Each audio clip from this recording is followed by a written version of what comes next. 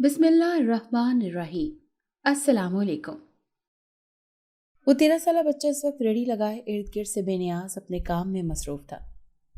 अपने पैरों के नीचे चौकी रखकर अपने कद को ऊंचा करके वो हर थोड़ी देर बाद कढ़ाई में चम्मच हिलाता और पकते हुए समोसों को उलटता पलटता कि कहीं वो ज्यादा जल ना जाए।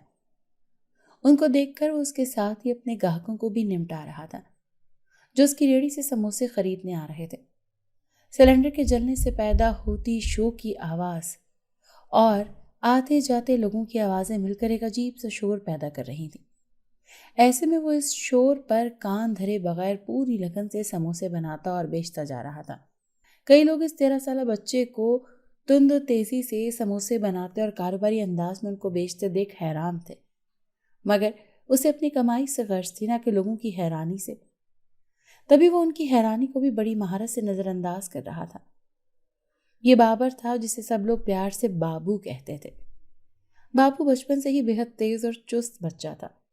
अपनी अक्लमंदी और होशियारी से सबको हैरान कर देता, लेकिन उसकी ये चुस्ती और अक्लमंदी वो तालीम में ना लगा पाया, क्योंकि किस्मत ने उसे इतना मौका ही नहीं दिया था।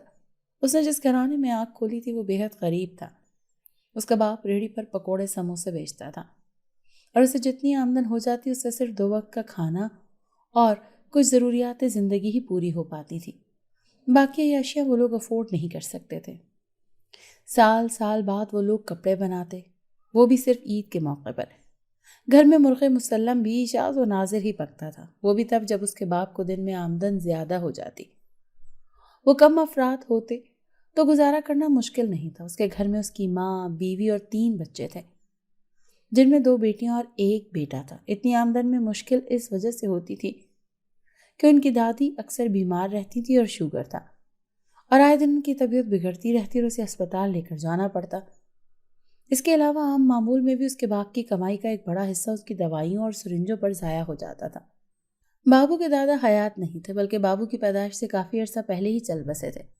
बाबू ने अपने दादा को तस्वीरों की हद तक ही देखा था। वो 10 साल का था जब उसकी दादी की तबीयत एक दिन अचानक बिगड़ी और वो जांबर न हो सकी और अपने खालिक के हकीके से जा मिली। घर की फिजा कुछ महीने सोगवार रही थी, लेकिन ये भी सच है कि मरने वालों के साथ मरा नहीं जाता, बल्कि हर इंसान अपनी ज़िंदगी में आगे बढ़ जाता है। उनकी ज़िंदगी भी मामूल पर आने लगी थी। बाबू से छोटी 2 बहनें थी। दादी क्या गई, उसकी दवाइयों पर लगने वाले पैसों की बचत होने लगी और वो आहिस्ता आहिस्ता पहले से बेहतर ज़िंदगी गुजारने लगी। लेकिन ज़िंदगी फूलों की सेज नहीं, इस बात का अंदाज़ा बाबू को उस वक्त हुआ जब उसका बाप एक रोड एक्सीडेंट में जान की बाजी हार गया। तब बाबू 12 साल का था। बाप के जाने के बाद उनके घर में फाके होने लगे। बाबू और उसकी बहनें स्कूल में पढ़ती थीं। बाबू की माँ ने अपने पास मौजूद जमा पूंजी नकद रकम से कुछ अरसे तक घर चलाया, मगर रकम ख़त्म हो गई तो खाने के लाले पड़ गए। उसकी माँ ने उसकी बहनों को प्राइवेट स्कूल से हटाकर सरकारी स्कूल में दाखिल करवा दिया। उसने बाबू को भी सरकारी स्कूल में दाखिल करवाना चाहा, लेकिन बाबू ने घर के हालात देखते हुए मना कर दिया कि खाने के लिए पैसे नहीं हैं तो क्या फ़ायदा पढ़ाई का। बाबू ने स्कूल छोड़ दिया और माँ से समोसे बनाने सीखने लगा। उसने फैसला किया था कि अपने बाप के बाद अब वो रेहड़ी लगाया करेगा और समोसे बेचकर पैसे कमाया करेगा। उसकी माँ ने उसे बहुत रोका और मना किया, लेकिन वो अपनी जिद पर अड़ा रहा और स्कूल जाने से इनकार कर दिया और एहतजाज के तौर पर भूख हड़ताल भी कर दी। वो छोटा था मगर इतना समझदार था कि वो अपनी बहनों को एक बेहतर जिंदगी देने के बारे में सोच रहा था। उसकी जिद के आगे हार मानकर उसकी माँ ने भी उसे स्कूल जाने का कहना छोड़ दिया और उसे समोसे बनाने सिखाने लगी। बाबू खुश हो गया था और दिलजमई से काम सीखने लगा था, जिसे सीखने में उसे वक्त नहीं लगा। बाप की मौत के 6 माह बाद ही उसने समोसे की रेहड़ी लगाकर समोसे बेचने शुरू कर दिए थे। पहले से मुश्किल हुई थी कि ज़्यादा ग्राहक नहीं आते हैं, उसके सारे समोसे बिक नहीं पाते हैं, जिसकी वजह से उसके समोसे ख़राब हो जाते या बासी हो जाते और उसे इन समोसों के ख़राब होने पर नुकसान उठाना पड़ता। नफ़ा तो क्या ही होना था, उल्टा उससे ज़्यादा पैसे लगने लगे, जिस पर वो अक्सर परेशान रहने लगा। मगर फिर आहिस्ता आहिस्ता उसके समोसे लोग पसंद करने लगे और रोज़ रोज़ ख़रीदने लगे। कई लोग कई कई समोसे ख़रीदते, जिससे उसके सारे समोसे भी बिक जाते और उसे मुनाफा भी हासिल होता। अब तो शाम तक उसके समोसे बाकी बचते, ना ही अब उनके ख़राब होने का खदशा था। उनके घर में अब फाके नहीं होते थे, बल्कि अब वो पहले से बेहतर खाना खाने लगे थे اور خوشحال زندگی گزارنے لگے تھے۔ باپ کی کمی تو کوئی بھی پوری نہیں کر سکتا تھا، لیکن پھر بھی وہ اپنے باپ کی جگہ پر آ کر اس کی ہر ذمہ داری نبھانے کی کوشش کر رہا تھا۔ چھوٹی سی عمر میں ہی وہ بے حد بڑا ہو گیا تھا کہ حالات کو نہ صرف سمجھنے لگا تھا بلکہ سمجھ کر ان مسئلوں کو سد باپ بھی کرنے لگا تھا جو ان کو درپیش آ رہے تھے۔ وہ اب 13 سال کا ہو چکا تھا۔ اس کے باپ کو مرے ہوئے 1 سال اور اسے سموسوں کی ریڑھی لگاتے 6 ماہ ہو گئے تھے، اور ان 6 مہینوں میں نہ صرف وہ اچھے سے اپنا کاروبار شروع کر چکا تھا بلکہ شہر کے کونے کونے سے لوگ اس کے سموسے خریدنے آنے لگے تھے۔ وہ اب بے حد خوش رہتا تھا کیونکہ اب ان کی زندگی میں کوئی مسئلہ نہیں رہا تھا۔ اس نے 7 جماعتیں پڑھی تھی، اس کے بعد اس کے باپ کی موت ہو گئی تھی، اور پھر اس نے پڑھائی چھوڑ کر سموسوں کی ریڑھی لگا لی، جس کے بعد وہ آگے پڑھ نہیں سکا۔ اب جب سارے مسئلے حل ہو چکے تھے تو اس کی ماں اسے کہنے لگی تھی کہ اب وہ پھر سے پڑھائی شروع کر لے، اور رہی بات پیسے کمانے کی تو وہ اسکول سے آنے کے بعد سموسے بیچ لیا کرے، تب بھی اتنی ہی آمدن ہوگی جتنی اب ہو رہی ہے۔ لیکن اپنی ماں کی بات ایک کان سے سن کر دوسرے کان سے نکال دیتا، جس پر اس کی ماں اس کے لیے پریشان اور فکر مند رہ جاتی کہ اگر پڑھ لکھ جاتا تو اس کی زندگی سنور جاتی۔ اس کی نسبت اس کی دونوں بہنیں دل لگا کر پڑھائی کر رہی تھیں۔ دن یوں ہی بے کیف اور بے رونق سے گزرتے جا رہے تھے۔ دن کے 10 بجے بابو سموسوں کا سامان تیار کر کے کچے سموسے ٹرے میں بھر کر وہ ٹرے ریڑھی میں رکھ کر گھر سے نکلتا اور شام کو 5 بجے گھر واپس لوٹتا، اور جب واپس لوٹتا تو اس کے پاس کبھی کبھی 1-2 سموسے بچے ہوتے یا کبھی کبھی وہ بھی نہ بچتے۔ بابو اپنی اسی زندگی سے خوش تھا اور اسی زندگی میں مگن جیے جا رہا تھا جب اس کی زندگی کا ایک نیا باب شروع ہوا۔ اس دن بابو کو گھر جانے میں دیر ہو گئی تھی۔ اس شام کے 5 بج رہے تھے جب ایک آدمی عجلت میں اس کے قریب آیا کہ اسے جلدی سے 50 سموسے چاہیے۔ بابو نے اسے منع کر دیا کہ سموسے تو ختم ہو گئے ہیں، لیکن وہ آدمی نہ مانا کہ اسے ابھی کے ابھی 50 سموسوں کو آرڈر چاہیے۔ بابو نے اس کی منتیں ترلے دیکھتے ہوئے 4 اور ناچار سموسے بنانے شروع کر دیے، اور 1 گھنٹے میں سموسے بنا کر اور پیک کر کے اسے تھما دیے، جس پر وہ اس کا شکر گزار ہوتا سموسوں کی قیمت ادا کر کے تیزی سے واپس چلا گیا۔ مغرب کی اذان ہو چکی تھی۔ بابو نے وقت دیکھا تو رات کے 7 بج رہے تھے اور ہر طرف اندھیرا چھا چکا تھا۔ سڑکیں اب خالی ہونا شروع ہو چکی تھی اور لوگ واپس اپنے گھروں کو لوٹ رہے تھے۔ ایسے میں اس نے بھی اپنی ریڑھی گھسیٹی اور گھر کی طرف چلنا شروع کیا۔ تیز تیز قدموں سے چلتا وہ ریڑھی کو بھی تیزی سے گھسیٹتا گھر پہنچا۔ اس کے گھر کے راستے میں ایک قبرستان پڑتا تھا جو ہر وقت سناٹوں میں ڈوبا ہوتا تھا، اور اس وقت بھی وہ قبرستان سناٹوں میں ڈوبا ہوا تھا۔ اس نے وہاں سے گزرتے ہوئے اس قبرستان کو دیکھا جہاں چھائی وحشت ناک سی خاموشی اور خوفناک سناٹا کسی کو بھی ڈرانے کا باعث بن سکتا تھا۔ ہر طرف اندھیرا چھایا ہوا تھا، تب یہ قبرستان کا منظر کچھ خاص واضح نہیں تھا۔ وہ قبرستان کو دیکھتا دیکھتا اپنی ریڑھی گھسیٹ رہا تھا جب اچانک فضا میں ایک نسوانی چیخ گونجی، جسے سن کر وہ اپنی جگہ چونک کر رک گیا اور ادھر ادھر دیکھنے لگا، جیسے جان رہا ہو کہ یہ آواز آئی کہاں سے تھی۔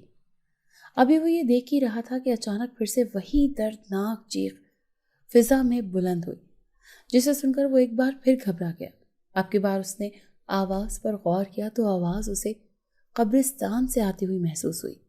ایک پل کو اس کا دل خوف سے سکڑا، مگر پھر مدد خلق کا جذبہ اس کی اندر امڑ آیا، جس سے مغلوب ہو کر اس نے اپنی ریڑھی وہیں چھوڑی اور آہستہ آہستہ قبرستان کی طرف بڑھنے لگا۔ اب اسے وقفے وقفے سے وہیں چیخیں فضا میں گونجتی سنائی دے رہی تھی، جیسے کوئی عورت نہ جانے کتنی تکلیف میں ہو۔ وہ آوازیں اسے قریب سے سنائی دے رہی تھی جو چیخوں سے کسی کی کراہوں میں بدل گئی تھی۔ ہر طرف قبریں ہی قبریں تھیں، کچھ پکی کچھ کچی۔ ان کچی پکی قبروں کے مکینوں کے نام ان کے کتب پر لکھے ہوئے تھے، جبکہ کچی قبروں کے مکینوں کے نام ان کے قریب گاڑھی گئی تختیوں پر لکھے گئے تھے، جن سے ان کی پہچان ہوتی تھی۔ قطار در قطار کچی پکی قبریں اس وحشتناک اندھیرے اور سناٹے میں عجیب سا خوف طاری کر رہی تھی، لیکن وہ اس خوف کو پرے دھکیلتا مسلسل آگے بڑھ رہا تھا۔ سوکھے ہوئے پتے اس کے پیروں کے نیچے آ کر کچلتے جا رہے تھے، جن کے کچلنے سے قبرستان کے سناٹے میں چڑچڑاہٹ کی آواز پیدا ہو رہی تھی جو اس سناٹے کو ختم کر رہی تھی۔ اچانک وہ ایک جگہ پہنچ کر رک گیا کیونکہ وہ ان آوازوں کے بالکل قریب پہنچ چکا تھا۔ یہ ایک ٹوٹی پھوٹی سی قبر تھی جس کے اندر اسے کوئی سایہ سا نظر آیا تھا۔ قبر خالی تھی، سوائے سائے کے اندر کوئی بھی موجود نہیں تھا۔ وہ سایہ ہی تھا جو چیخ رہا تھا اور اب دھیرے دھیرے کرا رہا تھا۔ بابو کو لگا کہ وہ تکلیف میں ہے۔ ہولیے سے وہ اسے کوئی عورت ہی لگی تھی، تبھی اس کی جان میں جان آئی کہ اس نے قبرستانوں اور ویرانوں میں رہنے والے جناتوں کے بہت سے قصے سنے تھے، مگر اب اسے تسلی ہو چکی تھی کہ وہ کوئی عورت ہی تھی جس کے لمبے بال اس کی کمر پر بکھرے ہوئے تھے۔ اس نے سیاہ دھاریوں والا لباس پہنا ہوا تھا جو جبے کی طرح کا تھا۔ بابو اس کا چہرہ نہیں دیکھ پایا تھا کیونکہ اس کا رخ دوسری طرف تھا۔ بابو اس قبر کے بالکل قریب پہنچ کر رکا تو اس کے قدموں کی آہٹ سے اس کی آواز بالکل تھم گئی۔ اس نے ذرا کی ذرا گردن ترچھی کر کے اسے دیکھا، مگر اب بھی بابو کا مکمل چہرہ نہیں دیکھ پایا تھا کیونکہ وہاں اندھیرا ہی بہت تھا۔ بابو اس سے اس کی تکلیف کی وجہ پوچھی اور پوچھا کہ کیوں چیخ رہی ہو، جس پر وہ جواب دیے بغیر چپ رہی۔ بابو کچھ الجھا مگر پھر اپنا ہاتھ آگے بڑھایا اور اسے کہا کہ اگر تم یہاں گر گئی ہو تو آؤ، میں تمہیں نکال دیتا ہوں۔ اس کا اتنا کہنا تھا کہ اس عورت نے اس کے ہاتھ میں اپنا ہاتھ دیا، لیکن جیسے ہی اس کے ہاتھ میں بابو کے ہاتھ کو چھوا، ویسے ہی ایک عجیب سی تپش بابو کو اپنے ہاتھ بلکہ اپنے پورے جسم میں دوڑتی ہوئی محسوس ہوئی۔ ایسا لگ رہا تھا جیسے کسی نے اس کے اندر آگ کے بھانبڑ لگا دیے ہوں۔ اس کا پورا جسم پسینے میں نہا گیا تھا۔ یہ بات اسے بے حد عجیب لگی تھی اور وہ کچھ خوف زدہ بھی ہوا تھا، لیکن اپنے اس احساس کو جھٹک کر وہ اس عورت کی طرف متوجہ ہوا جو اس کے ہاتھ کے سہارے اس قبر سے نکل رہی تھی۔ بابو نے پورا زور لگا کر اسے باہر کھینچا تو وہ دھڑام سے اس کے ساتھ باہر آن گری۔ بابو کی کمر زمین سے ٹکرائی جس کی وجہ سے تکلیف کے مارے کرا اس کے منہ سے بلند ہوئی۔ اس نے سنبھل کر دائیں جانب دیکھا جہاں وہ عورت گری تھی، مگر یہ دیکھ کر وہ چونک گیا کہ وہ وہاں موجود نہیں تھی۔ اسے یاد تھا کہ ابھی وہ اس کے دائیں جانب ہی گری تھی۔ اچانک اسے اپنے بائیں جانب کسی کی موجودگی کا احساس ہوا۔ اس نے بائیں جانب رخ موڑ کر دیکھا، لیکن بائیں طرف دیکھتے ہی پورا قبرستان اس کی چیخ سے گونج اٹھا۔ درختوں میں دبکے پرندے بھی اس کی وحشتناک چیخ سن کر پھڑپھڑاتے ہوئے اڑنے لگے، جس سے ایک عجیب سا شور پیدا ہوا۔ وہ عورت اس کے بائیں جانب موجود تھی اور اس پر چاند کی روشنی پڑ رہی تھی جس کے اس کا چہرہ واضح نظر آ رہا تھا۔ بابو سے دیکھتا خوف سے چیختا پیچھے کو کھسکنے لگا کیونکہ وہ عورت کوئی انسان نہیں، ایک جنزادی تھی۔ اس کے سر پر دو لمبے لمبے نوکیلے سینگ بھی تھے جن کی نوکیں سرخ تھیں۔ اس کے ہاتھوں کے ناخن 3-3 انچ لمبے تھے جن پر خون لگا ہوا تھا۔ اس کی آنکھیں بالکل سفید تھیں جو اب ہلکی ہلکی سرخ ہو رہی تھی، جبکہ اس کے دانتوں سے بھی خون ٹپکا تھا۔ اس کی ٹھوڑی کو وہ خون تر کر رہا تھا۔ اس کے چہرے کی سخت جلد اتنی کھردری لگ رہی تھی جیسے کوئی سخت چٹان ہو۔ بابو روتا ہوا اپنی جگہ سے اٹھا اور اس کے قریب سے گزرتا بھاگنے لگا۔ جب اس نے بابو کو ٹانگ پکڑ کر کھینچا تو وہ واپس اس کے قریب آن گرا۔ وہ پھر سے خوف سے اونچی آواز میں چیخ اٹھتا تھا۔ اس نے اس جنزادی کی طرف دیکھا جو اپنے لمبے لمبے ناخن اس کی طرف بڑھا رہی تھی۔ بابو کو لگا وہ اسے نوچ کر کھانے والی ہے، تبھی اس نے نامحسوس انداز میں مٹھی میں مٹھی بھری اور اچانک اس کی آنکھوں میں پھینک دی۔ وہ آنکھیں نیچے کرا اٹھی، تبھی وہ موقع دیکھتا تیزی سے بھاگتا قبرستان سے نکلنے لگا۔ خشک پتے ایک بار پھر اس کے قدموں کے نیچے آتے کچلنے لگے تھے، مگر وہ خوف زدہ سا بھاگتا ہی جا رہا تھا۔ قبرستان سے باہر آ کر اس نے اپنی ریڑھی کے پاس رک کر گہرا سانس بھرا اور پیچھے دیکھا، مگر وہ جنزادی کہیں نہیں تھی۔ اس نے سکون کا سانس بھرتے تیزی سے ریڑھی کو تھاما اور بھاگتا ہوا ریڑھی کو بھی بھگاتا ہوا گھر پہنچا۔ گھر پہنچتے اس نے ریڑھی کو اس کی جگہ پر کھڑا کیا اور پھر اپنی اماں کے پاس جا کر ان سے لپٹ کر لیٹ گیا۔ اس کا پورا وجود کپ کپا رہا تھا، جسے دیکھ کر اس کی ماں پریشان ہو گئی اور سے وجہ پوچھنے لگی، مگر وہ جواب دینے کی پوزیشن میں نہیں تھا۔ اس نے کھانا بھی نہیں کھایا تھا، مگر وہ یوں نیند میں اترنے لگا تو اس کی ماں نے تھپکنے لگی۔ وہ گہری نیند میں اترتا گیا، مگر وہ نیند میں بھی مسلسل کچھ بڑبڑا رہا تھا جس کی سمجھ اس کی ماں کو نہیں آئی تھی۔ تبھی خود بھی اس کو تھپکتی اس کے ساتھ ہی سو گئی تھی۔ رات کو وہ 2 سے 3 بار چیختا ہوا جاگا تھا، جس پر اس کی ماں کو لگا کہ شاید وہ خواب میں ڈر گیا ہے، تبھی نرمی سے اسے دوبارہ سلا دیا۔ اگلی صبح جب وہ جاگا تو قدرے پرسکون تھا۔ اس کی ماں نے اس سے کل کی بابت پوچھا کہ وہ اتنا خوفزدہ کیوں تھا۔ وہ نفی میں سر ہلا کر ٹال گیا، جس پر اس کی ماں نے بھی زیادہ اصرار نہ کیا۔ سموسے بنا کر اور ساری تیاری کر کے وہ ریڑھی پر سارا سامان لاد کر باہر کی جانب روانہ ہوا تھا۔ قبرستان کے قریب سے گزرتے ہوئے وہ وہیں رک گیا تھا اور کتنی ہی دیر قبرستان کو बगौर देखता रहा था, मगर वहां उसे कुछ भी महसूस नहीं हुआ था। सर झटक कर वो अपनी रेडी घसीटता उस तरफ चल दिया था जहां वो अपनी रेडी लगाकर समोसे बेचा करता था। कुछ दूर जाने पर उसे खुद पर किसी की नजरों का एहसास हुआ था, लेकिन जब उसने पीछे मुड़कर देखा तो वहां कोई नहीं था, जिस पर वो मुतमईन हो गया। सारा दिन समोसे बनाने और बेचने में कब गुजरा उसे पता ही नहीं चला, लेकिन एक चीज उसके जहन में थी कि उसे आज मगरिब की अजान से पहले दिन के उजाले में घर जाना है। यही सोचकर उसने असर के वक्त ही अपना सामान समेटना शुरू कर दिया। सामान समेटकर उसने रेडी में रखा और फिर असर के कुछ देर बाद ही वो अपनी रेडी घसीटता घर की तरफ रवाना हो रहा था। जाते वक्त भी उसने कब्रिस्तान की तरफ जरूर देखा था, लेकिन वहां कोई भी हलचल उसे महसूस नहीं हुई थी। ना ही वो जिनजादी नजर आई और ना ही उसकी चीखों पुकार सुनाई दी, जिस पर वो सुकून में आ गया था कि अब वो जिनजादी उसे कभी नजर नहीं आएगी, ना ही उसे नुकसान पहुंचाएगी। यही सोचता सोचता वो घर आ गया था। उसकी माँ उसके जल्दी घर आने पर हैरान थी, मगर पूछा कुछ भी नहीं था। घर आने के बाद उसने कुछ देर आराम किया और फिर रात का खाना खाया। कुछ देर अपनी बहन और माँ के पास बैठा रहा और फिर उठकर सोने चल दिया। उसकी माँ बहनें एक ही कमरे में सोती थी, जबकि वो अलग कमरे में सोता था। गर्मी का मौसम था तो उसने खिड़की के पट खोल दिए और पंखा चलाकर सोने के लिए लेट गया। रात के 2:30 बजे का वक्त था जब उसके कानों में नामालूम सा शोर पड़ा। इस शोर से उकताकर उसने उठकर देखा तो हैरान रह गया, क्योंकि बाहर का मौसम तो बिल्कुल बदला हुआ था। जब वो घर आया था तो काफी धूप थी और लगता ही नहीं था कि बारिश होगी, लेकिन इस वक्त ना सिर्फ बारिश हो रही थी बल्कि तूफानी हवाएं भी चल रही थी, जैसे सब कुछ बहा कर ले जाएंगी। उसे उसकी सोचों से बाहर खिड़की के आपस में जोर जोर से बजते दराजों ने निकाला था, जो तेज हवा की वजह से खड़खड़ाते हुए भयानक सा शोर पैदा कर रहे थे। वो उठा और खिड़की बंद करने लगा, तभी उसे अपने पीछे किसी की तेज तेज सांसें लेने की आवाज सुनाई दी। वो दम साधे अपनी जगह खड़ा रहा। पीछे मुड़ने की उसकी हिम्मत नहीं थी। अचानक उसको लगा उसे कोई घूरे जा रहा है। उसने आहिस्ता आहिस्ता रुख मोड़कर देखा, मगर कमरा तो बिल्कुल खाली था, जिस पर वो उसने सुकून का सांस भरा। अभी उसने अपने बिस्तर की जानिब कदम बढ़ाई थे जब किसी ने उसके कांधे पर हाथ रखा। उसका सांस हलक में अटक गया, लेकिन फिर ये सोच कर कि मेरा वहम है, इस हाथ को झटका और तमस्खुराना अंदाज में पीछे मुड़ा। मगर पीछे मुड़ते ही उसकी जान निकल गई, क्योंकि उसके सामने वही भयानक सी जिनजादी खड़ी थी जो उसने कब्रिस्तान में देखी थी। स्याह धारियों वाला जुब्बा पहने, लंबे बिखरे उलझे बालों और मोटी मोटी सफेद आंखों से उसे घूरती हुई वो जिनजादी उसे हलक फाड़ कर चीखने पर मजबूर कर गई थी। वो उसी तरफ देखता हुआ अपनी जगह से बगैर हिले उसको देखता बस चीखता जा रहा था। उस जिनजादी ने एक कदम का फासला तय करते उसके चेहरे पर फूंक मारी तो बाबू को अपना चेहरा जलता हुआ महसूस हुआ, जैसे किसी ने आग की भट्टी में डाल दिया हो। उसे तेजी से जल्दी जल्दी अपने मुंह पर हाथ फेरा, मगर अचानक वो महसूस करके खौफ ज़दा हो गया कि उसके मुंह से चीखें तो निकल रही थी मगर आवाज सुनाई नहीं दे रही थी।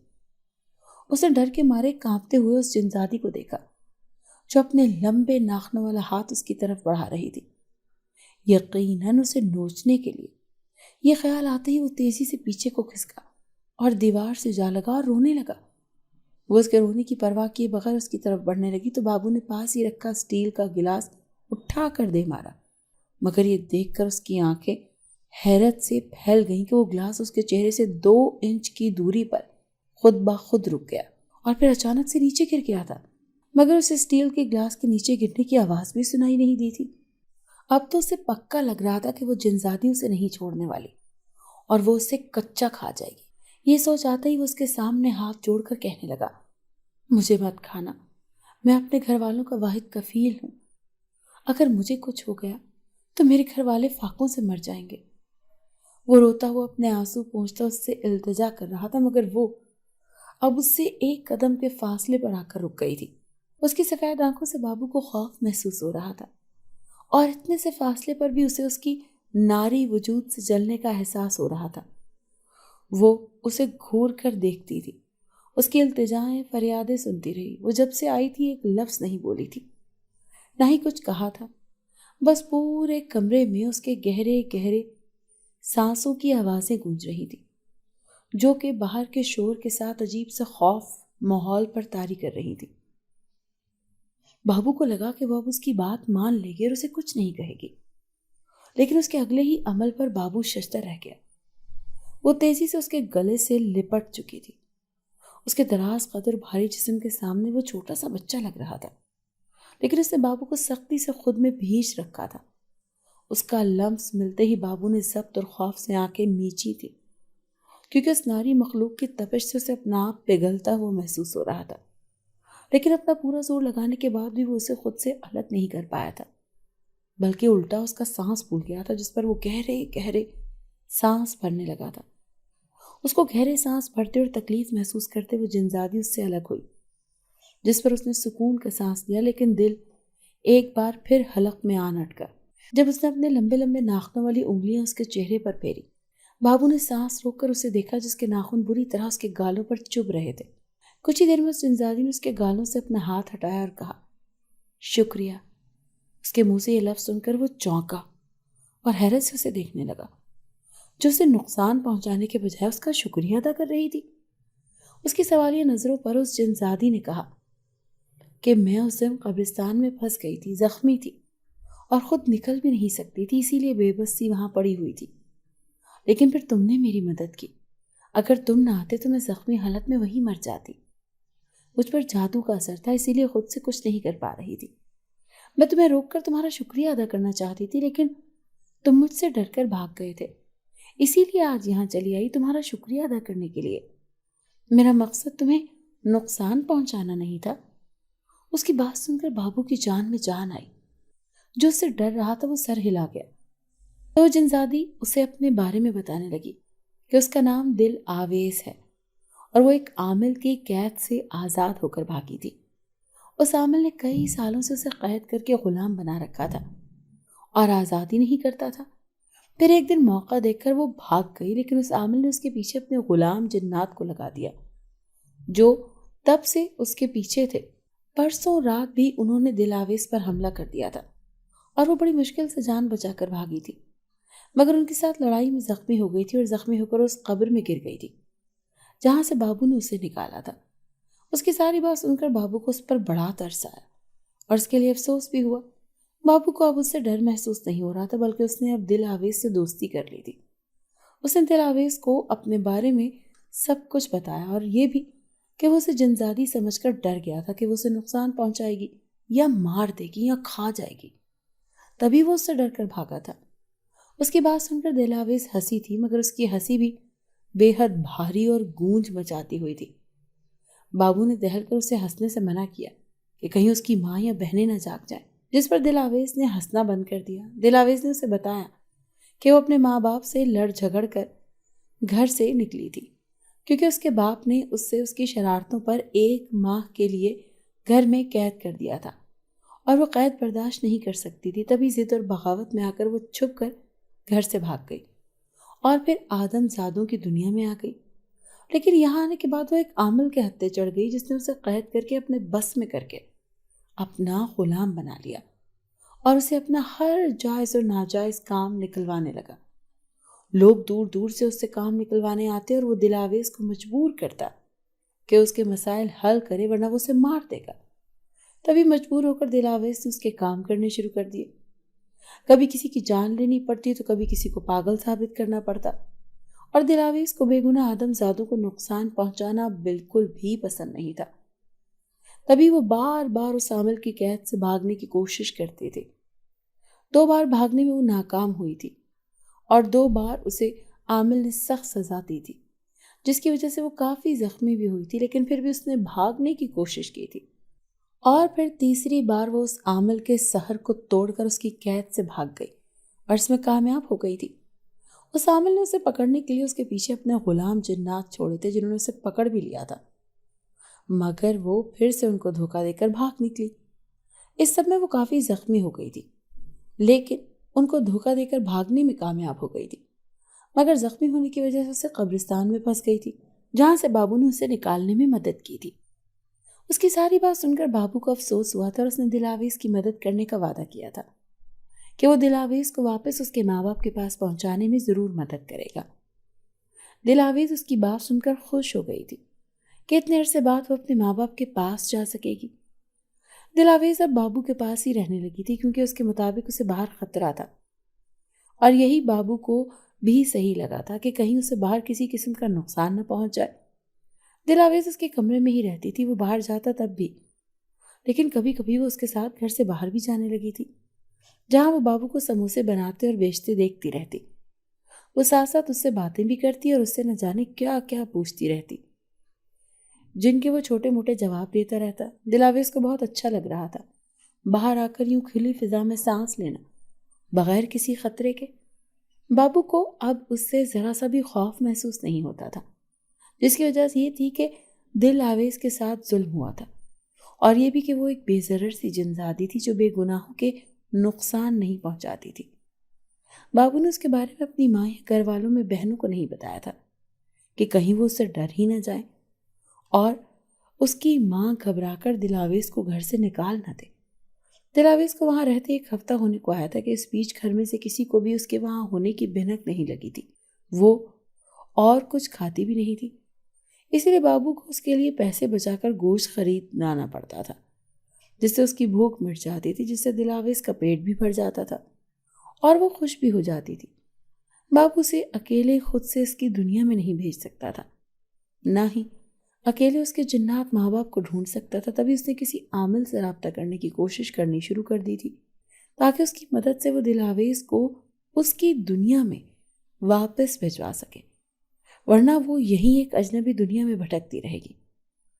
اس نے ایک دو عاملوں سے رابطہ کیا تھا، لیکن اس سے اسے کوئی مدد نہیں مل سکی تھی کہ وہ جنات کو قید کر کے رکھنا چاہتے تھے، اور وہ نہیں چاہتا تھا کہ دلاویز کو پھر سے قید کر لیا جائے۔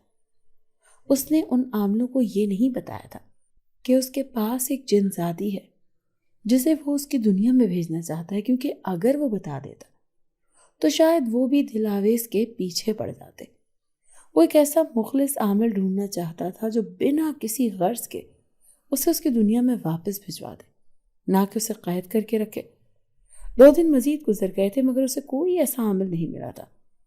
وہ آج بھی شام کے وقت کام سے واپس آیا تھا۔ کھانا کھانے کے بعد اس نے اپنے کمرے کا رخ کیا اور پھر دلاویز سے چند ایک باتیں کرنے کے بعد سونے کے لیے لیٹ گیا۔ آدھی رات کا وقت تھا جب اچانک اس کی آنکھ اپنی ماں کے چیخوں سے کھلی۔ نہ صرف اس کی ماں بلکہ اس کی بہنیں بھی اونچی آواز میں چیخ رہی تھیں۔ وہ تیزی سے بستر سے اترا، لیکن یہ دیکھ کر چونکا کہ دلاویز کمرے میں نہیں تھی۔ وہ تیزی سے باہر آیا تو پورے گھر میں تیز تیز قرراہٹیں گونج رہی تھی۔ وہ کچن کے پاس کھڑی تھی اور وہ کچن کے اندر دیکھ رہی تھی۔ بابو تیزی سے بھاگتا ہوا کچن میں آیا تو سامنے ہی کچن کے فرش پر دلاویز بڑی تڑپ رہی تھی۔ اس کی کمر سے نیلے رنگ کا خون نکل رہا تھا، جبکہ سفید آنکھیں آنسوؤں سے بھری ہوئی تھی۔ اس کا کچھ خون فرش پر بکھرا ہوا تھا، جس سے پتہ چل رہا تھا کہ اسے کافی چوٹ لگی ہے۔ بابو کو دیکھ کر اس کی ماں اور بہنیں چیخنا بند کر چکی تھی اور بابو کو اندر بڑھتے دیکھ کر اسے روکنے لگی تھی۔ اپنی ماں اور بہنوں کو ایک نظر دیکھ کر بابو نے دلاویز کو دیکھا جو اب رو رہی تھی، اور اس کے رونے کی بھاری آواز کچن میں گونج رہی تھی۔ بابو کو دیکھ کر وہ تڑپتی ہوئی اسے مدد کے لیے پکارنے لگی تو اس کی طرف بڑھا۔ اس کی ماں اور بہنیں خوف سے اسے دیکھ رہی تھیں، جو اب دلاویز کو سہارا دے کر اٹھایا تھا۔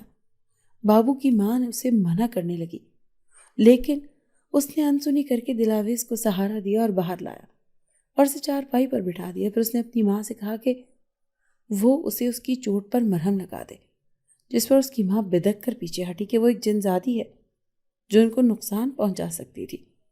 اپنی ماں کو خوف کھاتے دیکھ کر اس نے اپنی ماں کے دلاویز سے ملنے سے لے کر اب تک کی ساری بات بتا دی تھی، جس پر اس کی ماں اور بہنیں حیرانی سے کبھی بابو کو تو کبھی دلاویز کو دیکھنے لگی تھی، جو اب سسک رہی تھی۔ انہیں ساری بات سن کر یہ جنزادی بے ضرر سی لگنے لگی تھی، جس نے ان کو نقصان نہیں پہنچایا تھا۔ دراصل آج رات کچھ دیر پہلے جب بابو کی ماں کی آنکھ کھلی تو اسے پیاس محسوس ہوئی۔ وہ کچن میں آئی تاکہ پانی پی سکے، لیکن سامنے ہی دلاویز نظر آئی جو کہ فریج میں رکھا کچا گوشت کھا رہی تھی۔ بابو کی ماں اس کے بھیانک چہرے کو دیکھ کر ڈر گئی اور پھر چھری سے اس پر حملہ کر دیا تاکہ وہ یہاں سے بھاگ جائے۔ چھری اس کی کمر پر لگی تھی جہاں کافی گہرا زخم آیا تھا۔ بابو کی ماں کے چیخنے پر اس کی بہنیں بھی باہر آ گئی تھی اور خوف سے چیخیں۔ یاد آنے پر وہ صورتوں کا ورد کرنے لگی تاکہ یہ جنزادی وہاں سے بھاگ جائے، لیکن وہ ایک نیک جنزادی تھی جس پر ان صورتوں سے کوئی برا فرق نہیں پڑ رہا تھا۔ اس نے بدلے میں ان میں سے کسی کو بھی نقصان نہیں پہنچایا تھا۔ تبھی وہاں بابو آ گیا جس نے انہیں ساری حقیقت بتائی تھی۔ اس کے منہ سے ساری حقیقت سن کر اس کی ماں شرمندہ سی ہو گئی کہ جانے انجانے میں اس نے دلاویز کو تکلیف پہنچا دی تھی۔ اس نے دلاویز سے معافی مانگی اور پھر بابو سے مرہم لے کر خود لگایا۔ اس کی بہنوں کا خوف بھی کم ہوا تو اس کی ماں نے انہیں اندر بھیجا اور پھر دلاویز کے زخم پر مرہم لگایا۔ ان کے کھانے کے لیے گوشت لے کر آئیں اور پھر اسے کھلانے کے بعد اسے آرام کرنے کے لیے اپنے کمرے میں بھیج دیا۔ اسے کمرے میں بھیجنے کے بعد بابو سے کہا کہ اسے پہلے بتا دیتا تو یہ سب کچھ نہ ہوتا۔ اسے کسی عامل کے پاس جانے کی ضرورت نہیں، وہ خود ایک ایسے آدمی کو جانتی ہے جو جنات نکالتا ہے۔ اگر وہ کسی کے جسم پر قبضہ کر لے تو وہ جنات کو کوئی نقصان نہیں پہنچاتا بلکہ آزاد کر دیتا ہے، اور وہ دلاویز کو بھی اس کی دنیا میں اس کے ماں باپ کے پاس واپس بھیج دے گا، اور یہ کام وہ فی سبیل اللہ کرتا ہے۔ اپنی ماں کی بات سن کر بابو خوش ہو گیا کہ اب یہ مسئلہ بھی حل ہو جائے گا۔ وہ اس عامل سے رابطہ کرنے کا سوچ کر اپنے کمرے میں سونے چلا گیا۔ اگلی صبح اس کی ماں نے خود ہی دلاویز کا خیال رکھنا شروع کر دیا۔ بابو نے اپنی ماں سے عامل کا پتہ لے لیا تھا، تو وہ چھوٹا سا لیکن ہر معاملہ وہ نہایت خوش اسلوبی اور سمجھداری سے سلجھاتا تھا۔ وہ صبح 10 بجے کے قریب اس عامل کے آستانے پر پہنچا تھا۔ اسے 90 تلے الفاظ میں ساری بات بتائی، جس پر اس عامل نے فی سبیل اللہ یہ کام کرنے کی حامی بھر کر شام کو ان کے گھر آنے کا کہہ کر دیا۔ بابو نے اسے اپنے گھر کا پتہ دیا اور پھر واپس گھر آ کر اپنی ماں کو ساری بات بتائی، جس پر اس کی ماں نے بھی سکون کا سانس لیا۔ وہ اپنی ریڑھی لے کر سموسے بیچنے چلا گیا، جبکہ دلاویز گھر میں ہی آرام کر رہی تھی۔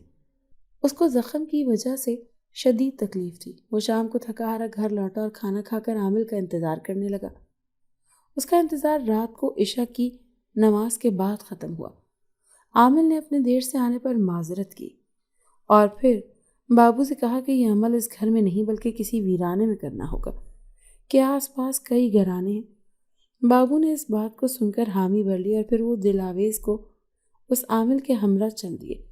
عامل انہیں ایک قبرستان میں لے آیا۔ قبرستان میں اس نے 2 قبروں کے بیچ میں جگہ کا انتخاب کیا اور پھر خود جگہ صاف کر کے وہاں بیٹھ گیا۔ اس نے دلاویز کو اپنے سامنے بیٹھنے کا اشارہ کیا تو وہ اس کے سامنے بیٹھ گئی۔ بابو ایک طرف کھڑا ہو کر عامل کی ساری کارروائیاں دیکھ رہا تھا۔ عامل نے ایک لیمو دلاویز کے ہاتھوں میں رکھا اور دوسرے ہاتھ میں لوہے کا ایک ٹکڑا۔ اس کے بعد عامل نے اپنی جگہ سے اٹھ کر دلاویز کے سر پر ہاتھ رکھا اور پھر اس کے قریب کھڑا ہو کر زیر لب کچھ پڑھنے لگا۔ اس کی آواز بڑبڑاہٹ نما تھی جو ان کو صاف اور واضح سنائی نہیں دے رہی تھی۔ عامل کچھ دیر پڑھائی کرنے کے بعد دلاویز سے بولا کہ اب اس لیمو کو اپنے جسم پر پھیرو۔ عامل کی ہدایت پر بابو متعجب ہوا، لیکن دلاویز چپ چاپ سر ہلا کر اس کی ہدایت پر عمل کر کے کپڑوں کے اوپر سے ہی وہ لیمو اپنے جسم پر پھیرنے لگی۔ جیسے جیسے وہ لیمو اپنے جسم پر پھیرتی جا رہی تھی ویسے ایک نامانوس سی بو ہر طرف پھیلتی جا رہی تھی جو دلاویز کے جسم سے اٹھ رہی تھی۔ عامل نے کہا یہ بو تمہیں تمہارے ماں باپ سے مخصوص ملی ہے، اس کے ذریعے وہ یہاں تک بآسانی پہنچ جائیں گے۔ عامل نے کہا اور واپس جا کر اپنی جگہ پر بیٹھ گیا اور پھر سے کچھ پڑھنے لگا۔ اچانک دلاویز کے چاروں طرف دھواں سے چھانے لگا۔ بابو اور دلاویز خوش ہو گئے کہ شاید اس کے ماں باپ ہیں، مگر یہ دیکھ کر دلاویز خوف سے چیخ اٹھی کہ یہ اسی عامل کے غلام جنزادے تھے جن کی وہ قید میں تھی۔ وہ چیخی کہ یہ اس کے ماں باپ نہیں ہیں، جس پر عامل چونک اٹھا۔ وہ جنات دلاویز کو دیکھتے ہی تیزی سے اس کی طرف لپکے اور اسے چھونا چاہا، مگر تبھی عامل نے تیزی سے اپنی جگہ سے اٹھتے ہی ان جنات پر خاک جیسی کوئی چیز پھینکی، جس سے ان کو جسموں کو جھٹکا لگا اور وہ دلاویز سے پیچھے ہٹے۔ بابو یہ سب دیکھتا گھبرا گیا مگر اپنی جگہ کھڑا رہا۔ وہ جنات غصے سے عامل کو دیکھنے لگے اور پھر تیزی سے ایک جن نے چٹکی بجا کر اس کی طرف اچھالی تو اس عامل کو چاروں اطراف سے آگ نے آن گھیرا۔ یہ دیکھتے ہی دیکھتے دلاویز اپنی جگہ سے اٹھ کھڑی ہوئی اور غصے سے ان جنات کو دیکھتی ہوئی ان کی طرف لپکی اور ان میں سے ایک جن سے گتھم گتھا ہو گئی۔ وہ دونوں ایک دوسرے کو مار رہے تھے، تبھی دوسرا جن دلاویز کی طرف لپکنے لگا جب اچانک عامل نے آگ سے کودتے اس کے سینے پر ہاتھ رکھا اور زور زور سے کچھ پڑھتا اس کے سینے پر دباؤ بڑھانے لگا، جس سے وہ جن گہرے گہرے سانس پڑنے لگا، جیسے اس کو سانس لینے میں مسئلہ ہو رہا ہو۔ عامل نے اسے پیچھے کو جھٹکا دیا تو وہ لڑکھڑاتا وہ اوندھے منہ پیچھے جا گرا اور پھر دیکھتے ہی دیکھتے عامل نے ایک بار پھر کچھ پڑھا اور اس کے چاروں طرف آگ لگ گئی اور وہ خوفزدہ سی نظروں سے عامل کو دیکھنے لگا۔ اس کے حلق سے بے ساختہ چیخیں نکل رہی تھی جو قبرستان کے سناٹے کو توڑ رہی تھی۔ تبھی فضا میں دلاویز کی چیخ بلند ہوئی تو عامل اور بابو کا دھیان دلاویز کی طرف ہوا جو نیچے گری ہوئی تھی اور اس کے سینگوں کی جڑوں سے خون بہہ رہا تھا۔ وہ اونچی آواز سے غرا رہی تھی اور اس کی غراہٹ پورے قبرستان میں گونج رہی تھی، جبکہ دوسرا جن جس نے دلاویز پر حملہ کیا تھا وہ بھی بری طرح زخمی ہوا تھا۔ دلاویز نے اس کا ایک سینگ جڑ سے اکھاڑ دیا تھا، جہاں سے خون بہتا وہ اس کے پورے جسم کو بھگو رہا تھا۔ نیلا چمکدار سا گاڑھا خون دیکھ کر بابو کا دل گھبرا رہا تھا۔ اس کی اور دلاویز کی غراہٹیں مل کر بھیانک سا نظارہ پیش کر رہی تھی۔ پہلا جن اب بھی اس آگ کو پھلانگنے کی کوشش کرتا چیختا چلاتا رہا لیکن باہر نہیں آ پا رہا تھا۔ اس کی چیخیں دلاویز اور دوسرے جن کی غراہٹوں کے ساتھ مل کر دل دہلا دینے والے شور اور غل پیدا کر رہی تھی۔ اس سے پہلے کہ دلاویز اور دوسرا جنزادہ ایک دوسرے پر دوبارہ حملہ کرتے کہ اچانک وہاں پر چاروں اطراف میں اتنی تیز روشنی اور چمک سی پیدا ہوئی کہ ان کی آنکھیں چندیا گئیں۔ ان سب نے آنکھیں میچ کر کھولی تو وہ روشنی ختم ہو چکی تھی، جبکہ اب اس جگہ پر ایک جن اور ایک جنزادی کھڑی تھی جو عمر میں کافی بڑے لگ رہے تھے۔ دونوں جنات ان دونوں کو دیکھ کر گھبرا گئے کیونکہ یہ جنات کے بادشاہ اور ملکہ تھے جو یہاں پر آ گئے تھے۔ دلاویز ان کو دیکھ کر تیزی سے ان کی طرف لپکی اور جا کر اپنی ماں کے گلے لگتی رونے لگی۔ اس کی ماں نے اسے گلے سے لگایا اور پھر غصے سے ان جنات کو دیکھا جن کی وجہ سے دلاویز کی یہ حالت ہوئی تھی۔ بادشاہ جن نے دلاویز کی حالت دیکھ کر غصے سے ان جنات کو سزا دینی چاہی، مگر عامل نے انہیں روک دیا کہ یہ سب اپنے آقا کے حکم پر کر رہے ہیں جن کے یہ غلام ہیں۔ اس میں ان کا کوئی قصور نہیں کہ یہ بے بس ہیں، ان کو چھوڑ دیا جائے تاکہ ان کو آزاد کیا جا سکے اور یہ بھی دلاویز کی طرح اپنی دنیا میں لوٹ سکے۔ عامل کی بات سن کر ان جنات نے تشکر سے عامل کو دیکھا۔ دلاویز کے بعد بادشاہ جن نے عامل کی بات مان کر سر ہلا دیا، جس پر ان جنات نے بادشاہ جن سے معافی مانگی، جس پر اس نے انہیں معاف بھی کر دیا۔ دلاویز نے اپنے ماں باپ کو بابو کے بارے میں بتایا جس نے اس کی مشکل وقت میں مدد کی تھی۔ بادشاہ جن نے اس کا شکریہ ادا کیا اور دلاویز کی ماں جنزادی نے ایک ہیرا بابو کو دیا جو بے حد مہنگا اور خوبصورت تھا، جسے بیچ کر وہ راتوں رات امیر ہو سکتا تھا۔ اس کے بعد عامل نے دونوں جنات کو اپنے سامنے بٹھا کر ان کے سروں پر ہاتھ رکھ کر زیر لب کوئی منتر پڑھا اور اس کے بعد ان کے جسموں پر دم کیا ہوا پانی چھڑکا جس سے ان کے جسموں کو ایک جھٹکا لگا، اور اس کے بعد عامل نے ان دونوں کو ایک ایک لاکٹ دیا جس میں ایک ایک چھوٹا سا نگ لگا ہوا تھا جو نیلے رنگ کا تھا اور بے انتہا چمک رہا تھا۔ عامل نے ان جنات سے کہا کہ اسے اپنی دنیا میں جا کر بے شک اتار دینا، لیکن جب تک اس دنیا میں ہو تب تک اسے پہنے رکھنا کہ اسے پہننے کے بعد کوئی بھی جادو ان پر اثر نہیں کر سکے گا۔ جنات کی دنیا میں جانے کے بعد کوئی بھی عامل ان پر اپنا سحر طاری کر کے انہیں اپنا غلام نہیں بنا سکے گا۔ ان کی بات سن کر دونوں جنات نے وہ لاکٹ پہن لیے اور پھر ان کا شکریہ ادا کر کے ایک دفعہ پھر دلاویز سے معافی مانگی اور غائب ہو گئے۔ اس کے بعد ان جنات نے بابو کا شکریہ ادا کیا۔ دلاویز آخری بار بابو سے ملی اور پھر غائب ہو گئی۔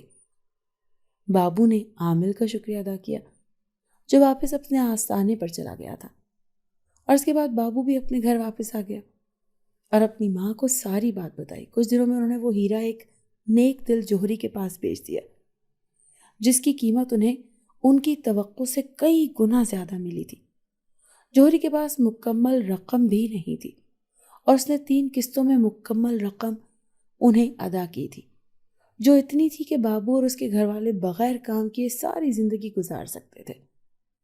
اس کے بعد بابو نے سموسے بیچنے والا کام چھوڑ دیا اور اسکول میں داخلہ لے لیا اور پڑھائی کرنے لگا۔ اس کی ماں خوش تھی کہ اب ان کا بیٹا بھی تعلیم حاصل کر کے بڑا آدمی بن سکے گا اور اپنے ماں باپ کا نام روشن کرے گا۔ ان کی زندگی بے حد آسان ہو گئی تھی جس میں کسی قسم کی کوئی حسرت یا پریشانی نہیں تھی بلکہ خوشیاں ہی خوشیاں تھیں۔ اگر آپ کو آج کی ہماری کہانی پسند آئی ہے تو اسے لائک کیجیے اور اپنے پیاروں کے ساتھ شیئر کیجیے۔